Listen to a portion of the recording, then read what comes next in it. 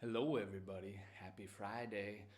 Here in the office we've got casual Fridays, and so I'm dressed up as one of Mr. Janes's alter egos. I just wanted to say thanks to everybody for showing the support on the YouTube. I'd love to see you participating more on Twitch, but either way, this is just the first week done. We've got big plans for what's coming up. A little teacher joke, irregular past, but moving on to the future perfect. And so enough about that for now. Let's flash back to this morning and get on with the headlines. Here's Mr. Janes. Good morning, mushrooms, ladies and gentlemen, boys and girls, mothers, misters, brothers, sisters, to all my cousins.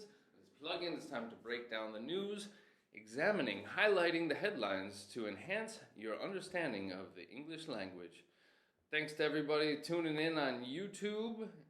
Would love to see some more people here live on Twitch, where you can ask me questions and interact. A head start just means when you start a little bit ahead of other people, therefore having an advantage apparently wasted their advantage. To be prepared to do something. I prepared to do a live stream by drinking copious cups of coffee. Oh wow, I get the green screen there. Magical coffee. Wuhan coronavirus death toll revision. Yesterday we had the phrase takes a toll on. To take a toll on something is to have a negative or damaging effect. I did a little etymological research, and it comes from, the word toll comes actually from Vulgar Latin, and it was used to refer to the house or the building where taxes and fees and fines were collected by the empire. Yes, of course, Vulgar Latin, because the other people were saying,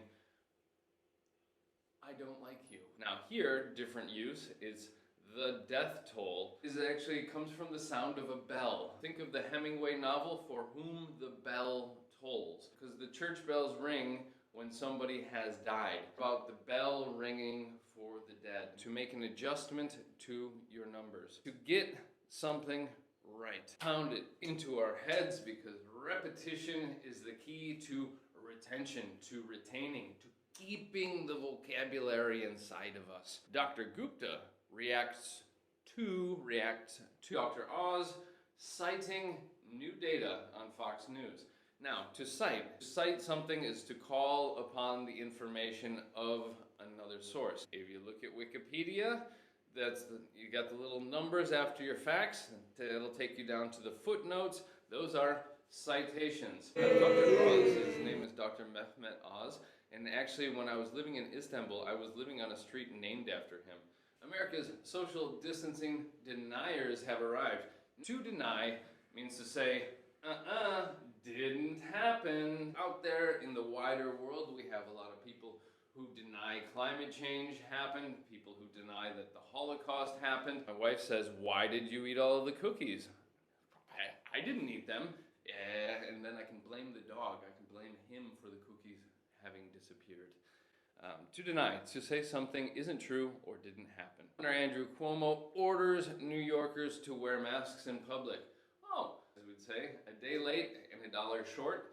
I think masks should be mandatory. Order somebody to do something that they must do, much like an army officer will order his soldiers to do something.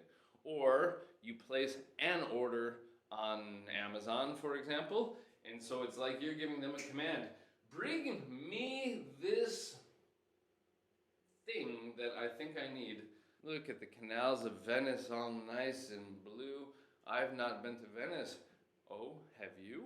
City's iconic canals. Now, we had the word icon before, of course, and I used the explanation of the little symbols on the desktop of your computer.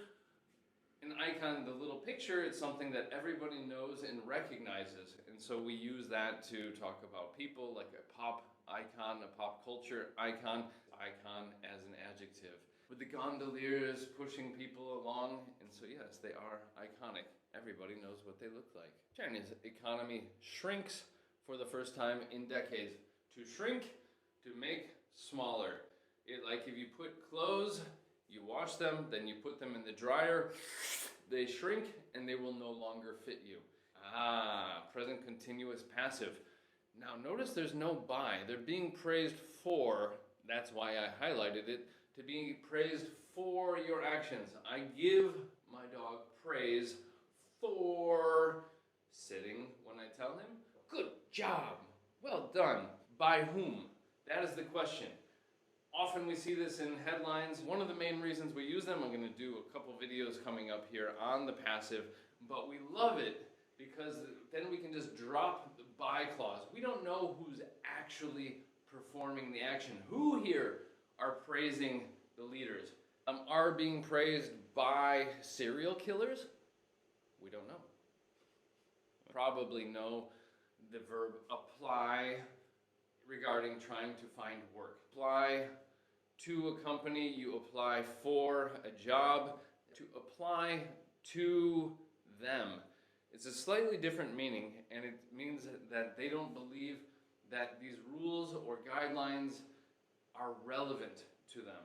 Here, we've got some chili peppers. The label here is a sticker. It's a piece of paper with glue or adhesive, and the way that it works is you stick it to the packaging. Now, to stick something to something else, that's why we call it a sticker. However, the more formal word would be to apply it. And so in this case, Ivanka and Jared think that this label, this sticker, it won't stick to them. It will just fall off. Trying to make it figurative so that way this term sticks in your memory because you can apply it to many aspects of your daily life. It just means you don't have something that you need. Ta-da! That's why we have things like charities, etc. Oh, look, we've got a visitor. Waldo, say hi to the pretty people. And please don't bite my toes. Biden says he's starting to put together a transition team. More formally, because like most phrasal verbs, you have the ability, one word verb, which is more formal than the actual phrasal verb. To put together, to assemble, much like Legos. To put together a team, like the A-team. It's another way of saying famous. To undergo blood tests. To undergo just means to experience. Then you are officially aboard or on board the aircraft. Remember, brown are words and terms, especially full headlines, that we've had in previous days. Remember, even if the news isn't new, looking back at those old videos, the language is still valid. To fire.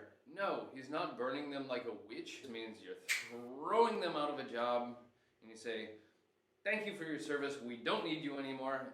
It's a pretty forceful sort of way. My favorite is in the US, we say that people are let go, as if they were prisoners in work and now they're being freed. You are let go, you are free, go run into the wild. I just hope you have health insurance and can feed your family.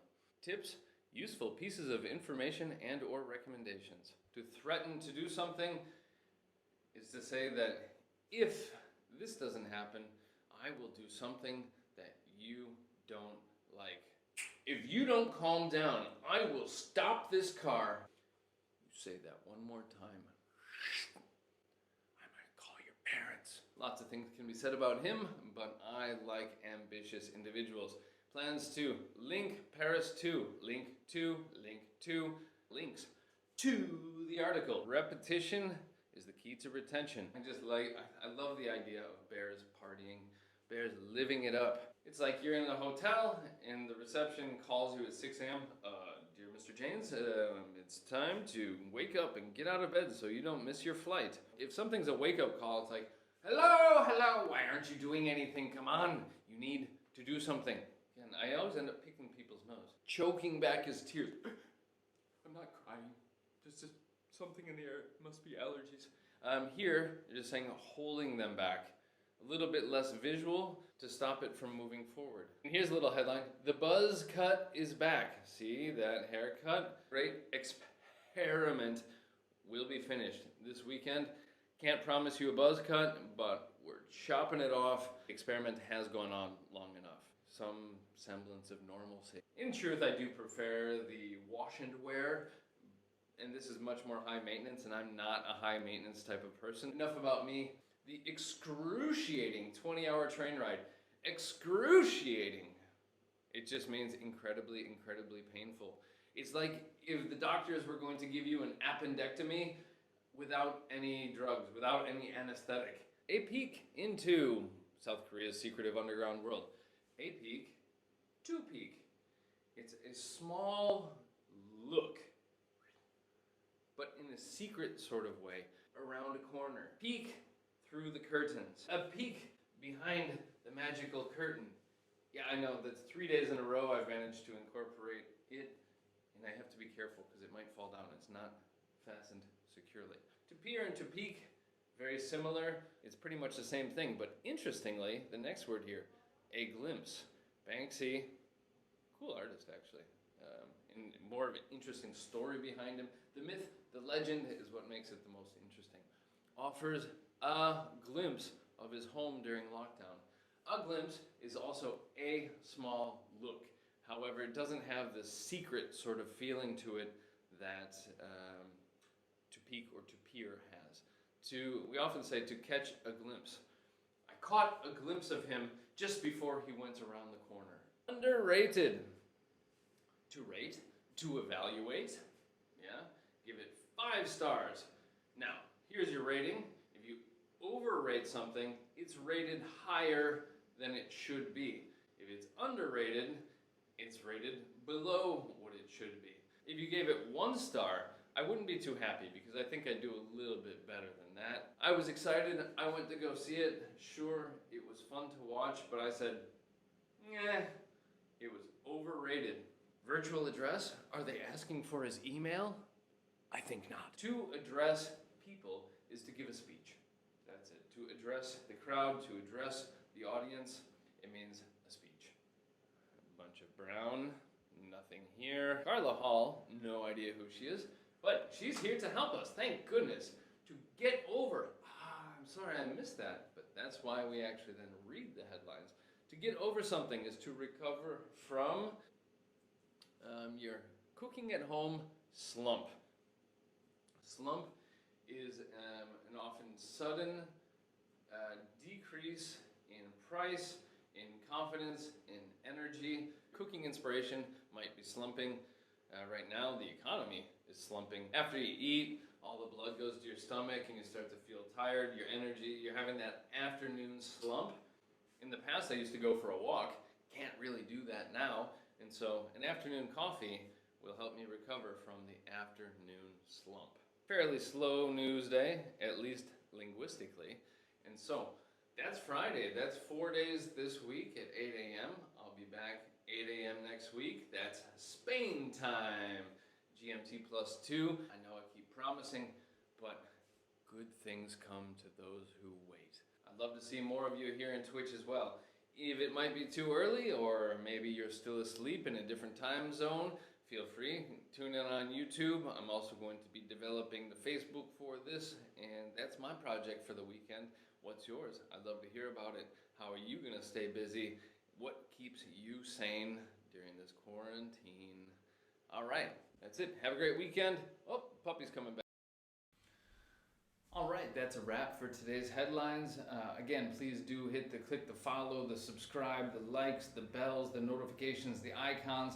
And remember, even if what we're doing here isn't just for you, it might not just be yet. Or either way, as always, recommend a friend, help make this mission viable, and we'll keep pumping out good content for you all. More, and there go my hands. Have a good weekend.